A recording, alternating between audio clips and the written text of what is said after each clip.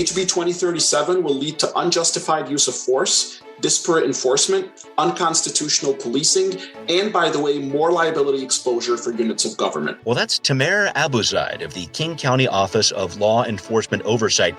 He's concerned about what he sees in Olympia as a rollback of police accountability laws, which were passed in the last legislative session. But officers are saying, with these laws in place, their hands have been tied on catching criminals or helping out in behavioral health crisis situations. So what reform needs to happen to police reform? We're going to discuss that. We're going to talk about some concerns about police discipline in Seattle. We're also going to talk about some new legislation at the city level to help our local economy recover from the COVID epidemic. It could be permanent. What are we talking about here? A whole bunch of stuff, all that and more right here on Seattle News, Views, and Brews, your coffee break political podcast.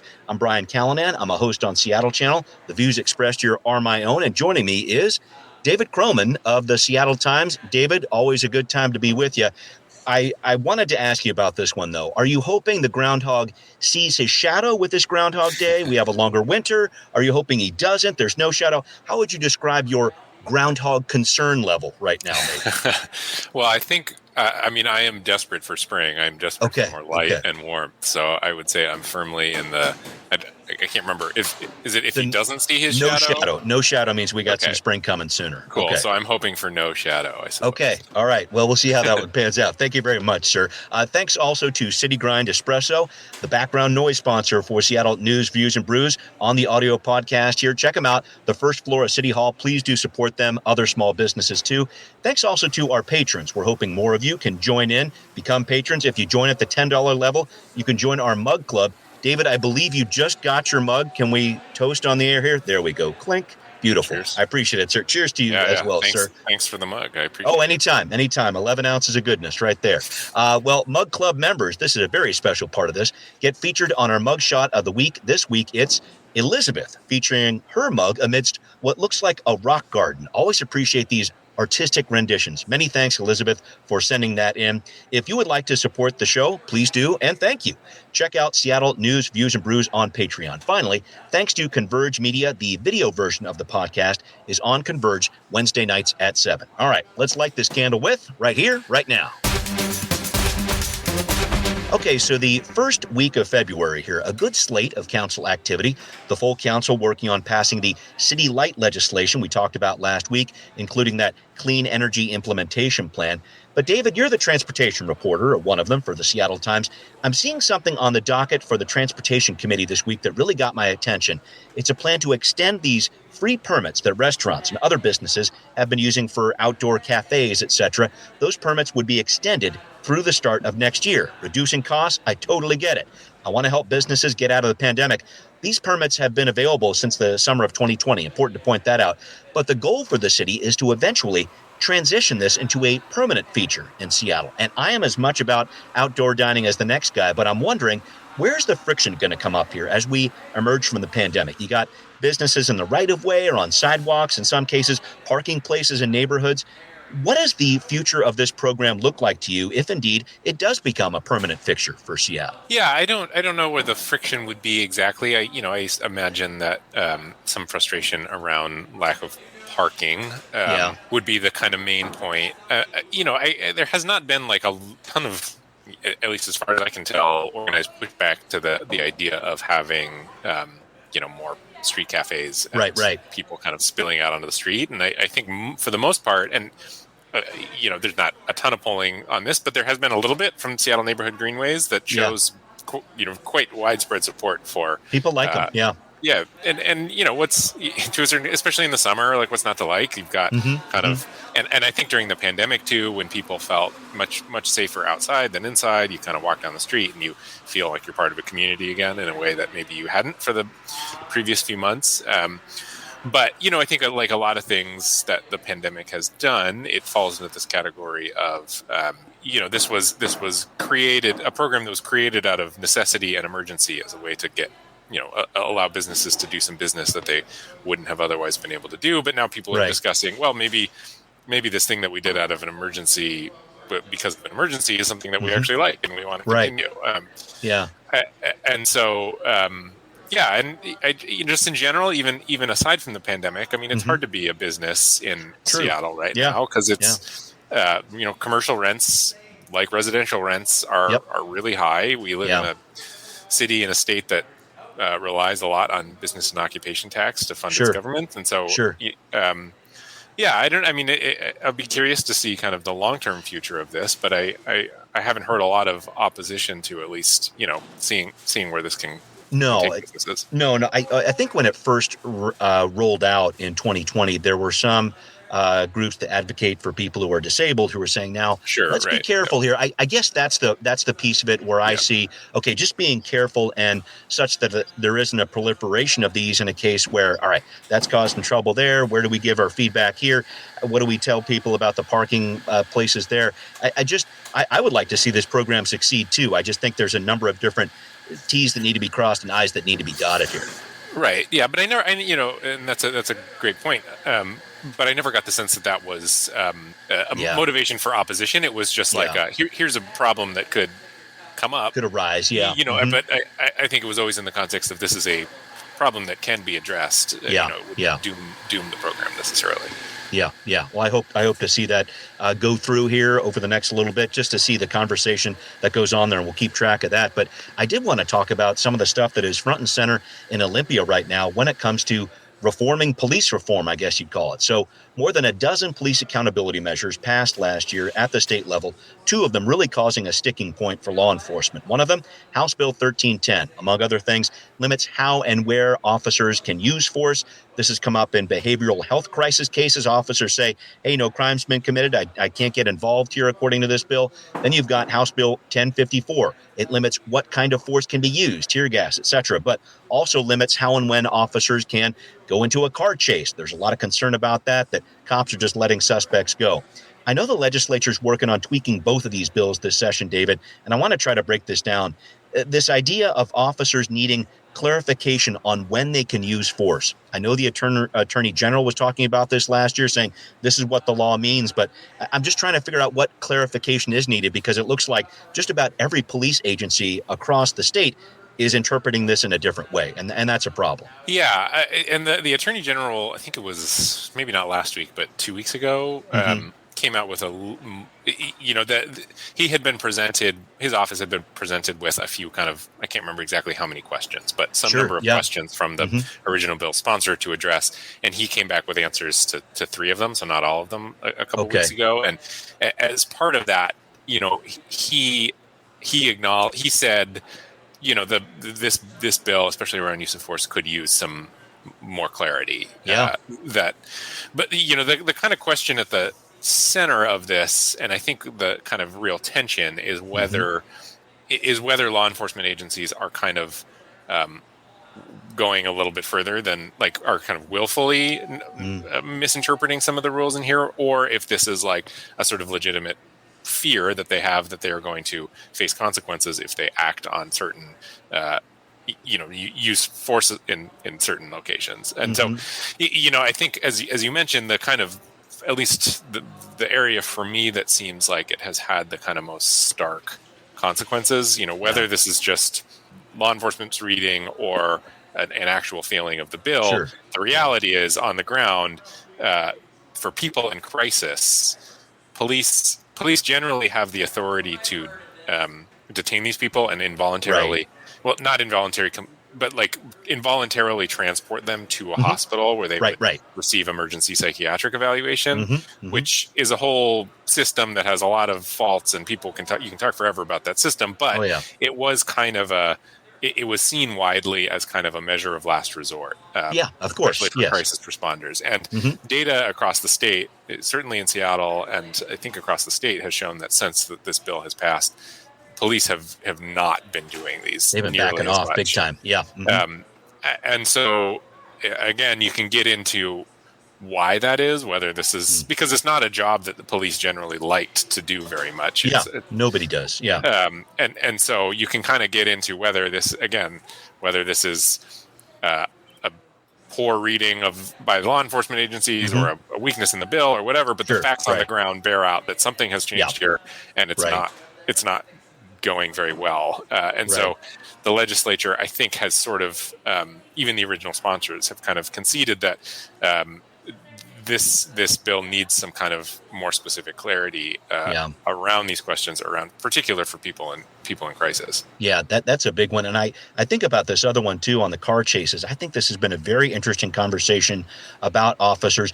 Do they get involved in these chases if they have a reasonable suspicion that there's something going on, or do they need to have probable cause, a higher standard there? This one's really thorny, David. I look at this. Lawmakers are trying to prevent police chases, which a lot of times can injure officers. They can injure bystanders. They can kill people. It's something that can be very dangerous. But there's this idea, too, okay, we need to stop criminal activity as it's happening, or it could get worse. Help me with that whole idea, the concept of pursuing people with car chases, etc. Yeah, I mean, this one is also tough. And, we'll have some more coverage of this probably this week, but the data shows that traffic enforcement is way down, and there's a lot of reasons for that. I mean, the pandemic was the first one, but you do kind of see as these bills take effect that traffic enforcement among law enforcement agencies has gone down, and so there's some suggestion that this is leading police to make fewer traffic stops. Sure, right. Which, again, who knows if that's a accurate reading of what the bill does or doesn't do, but it is something that we're seeing. And so, I think the motivation of the bill is, if you pull somebody over for busted taillights or whatever, and then they run from you, is it worth that pursuit? I mean, are you going to create more problems by getting into a high-speed pursuit for something that started as a low-level stop? And, the New York Times had done some good work around, like, how when traffic stops lead to deadly shootings and things like that. And so this sort of larger question around that spurred, I think, from the 2020 protest, which is where are the points at which law enforcement and the public are interacting, and sometimes interacting poorly, that maybe they never needed to interact with in the first place. And I think this was kind of part of that, combined with just sort of the general disease that people have with high-speed chases through communities. So, but it's thorny, obviously, and making these kind of transitions isn't always going to be smooth. No. And just folks, keep an eye out on a few bills here. House Bill 1735 offers some of this clarity when it comes to when officers need to get involved, meaning these cases involving behavioral health crises, things of that nature. Also, 2037, kind of trying to figure out this compromise as to when officers can use their training, use that idea of reasonable suspicion to chase after something, or probable cause. Again, this is something that is very thorny, as you mentioned, David. I'm following up on it on Seattle Channel as well, so I urge people to check that out. A lot going on here. Republicans in Olympia talking about a new Safe Washington raft of bills, so plenty happening with this too, and we'll keep track of it. All right, up next, more on law enforcement, an interesting study of how disciplinary standards are working, or maybe not working, for the Seattle Police Department. We're going to listen in on Now Hear This. Well, an interesting report last week about an audit of the Seattle Police Department to the Seattle City Council's Public Safety Committee. So the council established an accountability ordinance for police in 2017. And the question now, is the SPD's disciplinary system maintaining a timely, fair, consistent, and transparent system of disciplinary action with its officers? The answer is not completely. Dan Pitts is the lead investigator looking at this. He said there were a number of small gaps, as he described them, when it comes to SPD discipline. Any one of them on their own don't necessarily break the system, but I think taken collectively do kind of create a picture of a system that is in need of some improvement, or has a lot of room for improvement, and may not necessarily live up to the timeliness, fairness, consistency, and transparency that's envisioned in the accountability ordinance. Well, David, clearly the SPD is getting a lot more scrutiny over the last couple of weeks, especially in the wake of the Proud Boys ruse tactics we've talked about here. But I look at this audit and I saw two big issues here. Officers who are suspended get to spread out that suspension over a matter of weeks, then make up that suspension time pretty quickly with overtime pay on the days they're not suspended. So not that much of a reprimand there. Then there was something else here, something like 23% of the reports about disciplinary action, easy for me to say, were not in the personnel files of the officers who moved out of the department before the discipline occurred, meaning they now have basically a clean slate if they try to move to another department here. Looking at this audit and what the SPD is doing here, David, what does this information say to you? Yeah, I mean, this information says to me that accountability and getting accountability right has been a thorn in the city's side for a long time. Longer than 2017, that's for sure. Yeah, absolutely. And I think a lot of it is because it's not quite so easy as just saying, here's the system that we want and implementing it exactly as it is. And because when the city, like the 2017 accountability ordinance is actually a great example of that, which is a lot of it didn't ever get put into effect because the city passed it, and then in 2018 the city signed a new contract with the largest police union, the Seattle Police Officers Guild, and that basically changed a lot of the details of that accountability system because they passed this ordinance, but a lot of them were determined to be impacts on the work environment of police officers, and then therefore needed to be bargained in collective bargaining. And so that's one kind of competing part of this. And then you've got this federal judge that's still around overseeing police reform in Seattle, and he needs to sign off on changes and things like that. And so I think in no other area in Seattle, policing has the accountability system. How do you hold? Oh, and then, sorry, I should add, the fourth part of that is arbitration, which is most, when an officer is disciplined, they can go to an arbitrator and contest it, and oftentimes have it reversed or at least lessened. So you've got all these different kind of competing entities when it comes to accountability, and that makes kind of implementing the ideal accountability system pretty challenging. And I mean, I have been a reporter since 2014, and probably one of the first stories I wrote was about Seattle trying to get accountability right. And here we are in 2022, still talking about Seattle having a hard time getting accountability for officers right. So it's just one of those perennial issues.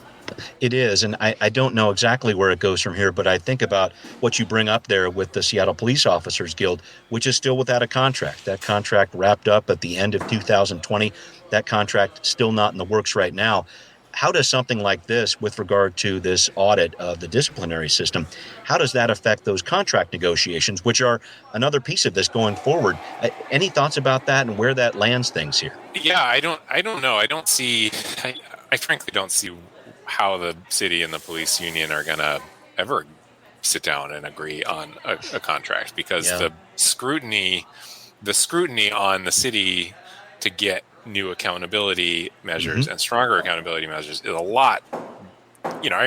Again, people were not really paying that close attention to bargaining talks or union negotiations in even 2017 or 2018. But 2020 and throw some protests in there, you bet. Yeah, exactly. People are now, and so I think, I think for elected officials like Mayor Harrell, kind of bringing a stronger sense of accountability is going to be really key. But the police union, the thing about a police union is, while mayors come and go and city council people come and go, it's the same people in the police union. They have a long memory, and they're patient.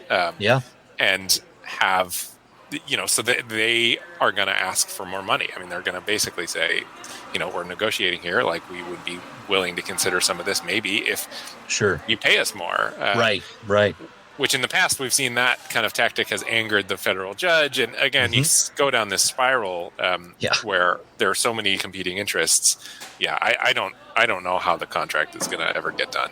Right, and especially up against a backdrop of the Seattle Police Department continuing to lose officers. I mean, even after all the recruitment and retention efforts they're doing, they're below 1,000 officers right now, which are levels that we haven't seen since the 1970s. And I think there's a lot of emphasis, at least on the Seattle police officers' side, to say, hey, we're losing a lot here. We need to try to find some sort of middle ground that we can bring some more officers in, because there are some areas, at least they are saying, are not getting the full public safety requirement that's in the city charter there, that's the top duty of the city, to keep everybody safe. And police are saying that's not happening.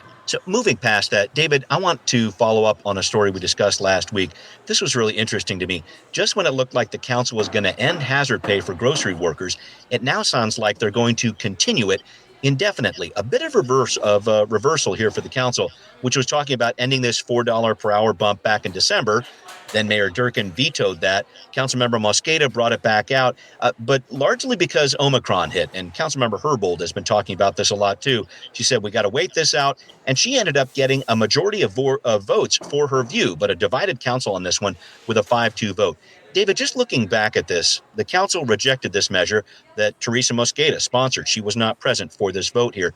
But ending the hazard pay bump, your thoughts about what happened at a council level with this? Yeah, I mean, I think it's the pandemic isn't leaving. I mean, we have this conversation over about a lot of things, which is it's harder to take things away than it is to put them into place. And this is an area where it was an emergency response, which is grocery store workers were exposed to frontline coronavirus. Frontline workers were sort of seen as heroes, especially early in the pandemic. But then also, it's a really hard job. I have worked in grocery stores before. There are hard jobs that don't pay very well, and so it's this kind of which problem is the council sort of trying to address? Is it about the coronavirus, or is it about the grocery industry? Sure. Yeah, and their actual pay for workers. Right. I think it's a little bit about both at this point. So I mean, I think the council is just discovering that it's still a hard time to be a grocery worker, and I guess now they're discovering is not the right time for them to cut back on the hazard pay. It does raise the question, sort of like the eviction moratorium and a lot of other things, of when does this get rolled back? And council has decided, I guess, it's not yet. And there are some municipalities in California that are starting to roll back some of these different protections. So it will be interesting to track this. Taking it one step deeper here, though, David, I thought it was an interesting coalition, if you will, where Council President Juarez did not side with the more moderate voices on the council, Peterson and Nelson, who say this pay bump is bad for business, basically. It was Juarez, Herbold, Morales, Sawant, and Lewis who carried the day on this. You had Teresa Mosqueda absent. Dan Strauss was absent for this voice, too. I was ever so confused about who's on whose team with this. Any thoughts about how that coalition came together and how that vote went down? I thought that was interesting. Yeah, I don't know. I mean, Nelson and Peterson. Nelson's not surprising because she was elected as sort of a voice of business. Peterson too. I mean, he's been consistently more skeptical of some of these measures than his colleagues. So that's not. And there was a QFC in his neighborhood in Wedgwood that closed down. He's cited that before too. Yeah. So those two definitely. Right, and Juarez has a way with surprising people. I mean, she's often sort of described as one of the moderate members, but she's an independent thinker, and so I think of anybody who's going to surprise you on a vote. Sometimes Juarez might be that person. So and then the rest of the members of the council, I wouldn't call all too surprising. I would have been curious to see how Council Member Mosqueda would have voted.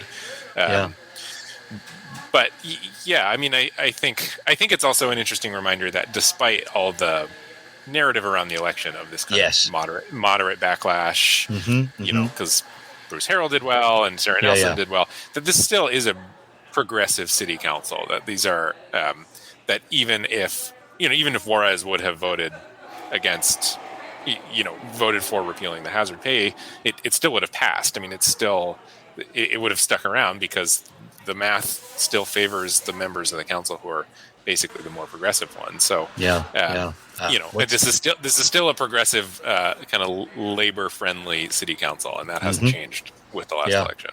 What's in a name? No, very, very important to bring those pieces up. All right. Well, coming up next, the future of sound transit facing a bit of a test that is simply no fare. What does that brilliant piece of wordplay mean? Well, it's time for Transportation Talk.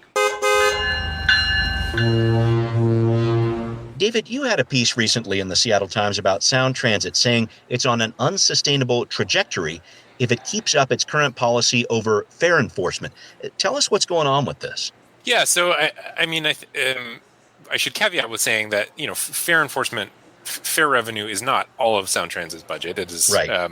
But it is a significant enough portion of it that Sound Transit is looking at what's happening with fares, which I think a couple things kind of collided at the same time, which is first data and analysis, in part by some of my colleagues at the Seattle Times, that show that fare enforcement was landing disproportionately hard on riders of color, specifically Black riders, who were 9% of riders, 22% of citations, and then even worse, something like 50% of misdemeanors that stem from those citations. I see. So that kind of created this environment where Sound Transit felt like it needed to kind of re-examine how it was doing fare enforcement. And then, of course, the pandemic comes along, and that, like all transit agencies, created a really tough situation for collecting fares, because they first suspended fares at all, and then just people weren't riding anymore. But now what they're seeing is that more and more people who are riding Sound Transit are doing so without paying. So in 2018, 2019, their estimate was 3% of riders were quote fare evaders, and now they're putting that number at closer to somewhere between 10 and 30%. I see. Which is quite a bit higher. And so they're in this situation where they don't have a great plan or they don't have a solid plan just yet of how they want to do fare enforcement in a more equitable way. And at the same time are sort of looking at these dwindling numbers of people who are tapping their Orca cards when they're getting on. And suddenly the amount of revenue that they are forecasting that they will bring in from fares is going down. Okay. And so, what that means, we'll see. They're not talking about suspending any projects or anything. I was going to ask. Yet, but right. Yeah. I mean, there's the plans. The plans are sort of in place still to continue on. But it does, when you are just talking about basic operations of Sound Transit and their buses and trains and things like that, the reality is a significant chunk of it comes from fares, and those fares are on a glide path downward, and they don't have a great plan, at least just yet, to bring them back up. So it creates, what they called an unsustainable trajectory that they need to figure out. And complicating that is that the CEO is leaving here in a few months. Right. And so whoever does figure this out is probably has not been hired yet. Yeah, inheriting quite a problem there. Well, thank you for breaking that down, David. We need to start wrapping up here. I got to say, I was delighted to see you on Twitter rousting some blackberries out of the garden. And folks, just talking about this, I know they tempt you with the fruit in the summer, but they are planted in roots in a firmament of lies. They're a noxious weed. Please don't fool yourselves on this. But I got to ask, David, what is your secret for getting them out of the garden? I have a ton of trouble with them here at my place too. These are nasty plants. What's your secret to these things? The secret is that there is no secret. The secret is you have to just use brute force. We cut them back. We cut them back and mow over the top of them. And maybe if you do that enough, they'll kind of starve themselves. But for the most part, you just got to get out the pickaxe and dig them up as best you can, and eventually wear them out. I knew it. I knew the pickaxe. I have used that myself. I'm like, I'm using this on a plant. This is supposed to be for like the side of a rock mountain, but it's just as hardy, both of them there. Well, thank you for that, David, for confirming what I surely knew. But thank you to that. Thank you also to our patrons out there. Thanks to everybody who's listening. It's Seattle News, Views, and Brews, where you can always find out what's brewing on local politics here. We really appreciate you listening out there. Thanks for being supporters of the show. Make sure you subscribe on iTunes, wherever you might listen. Again, please do support the show on Patreon. Always appreciate it. Thanks for watching on Converge Media 2. We will see you soon. Seattle News, Views, and Brews is an independent production of Callanan Media Services. Copyright 2022.